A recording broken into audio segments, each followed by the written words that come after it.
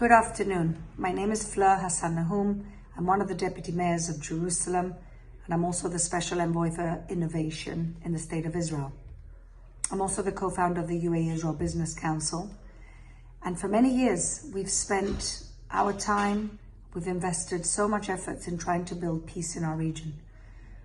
We really thank you from the bottom of our hearts for holding this day to commemorate the 4 months anniversary of October 7th, a reality we never thought we'd find ourselves in. We were brutally attacked in the worst attack on Jewish people since the Holocaust. They mutilated elderly, babies, young people at a festival. They mass raped women. They basically dehumanized us and launched an attack. But even more disheartening than that has been the reaction of many sectors of society around the world in many capital cities. We know that the New Mexico state legislature is a friend of Israel. And unfortunately, we also know who are not our friends, who came out and marched to victim blame Israel for an attack and a war that we didn't want and we didn't start. And here we are today, still mourning and still praying for 136 hostages to come out and see their families again.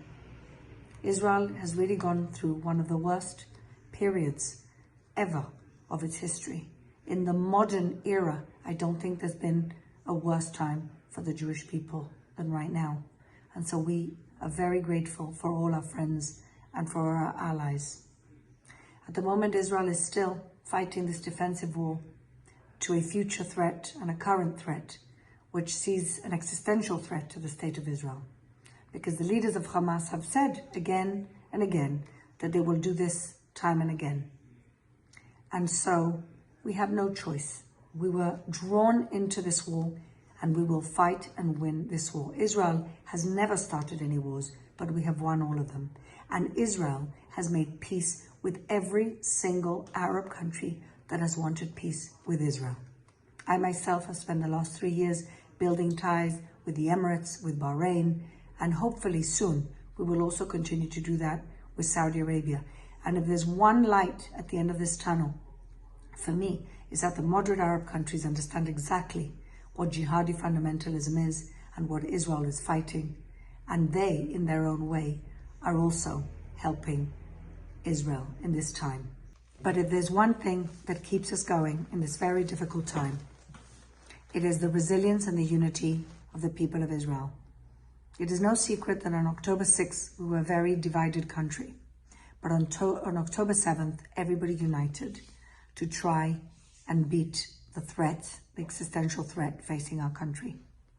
We saw it in so many ways, from helping the 200,000 evacuees from the north and south of the country, from helping with agricultural farms that had lost many of its workers.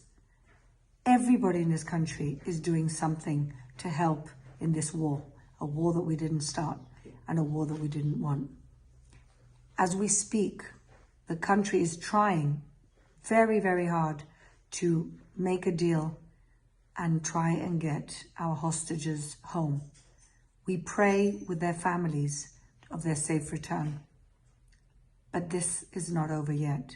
We have a threat in the north of the country, which we may need to fight at some point, even this year. We still haven't managed to dismantle the entire infrastructure, terror infrastructure of the south, mainly because of the terror tunnels in Gaza. Rockets are still being launched from different points in Gaza.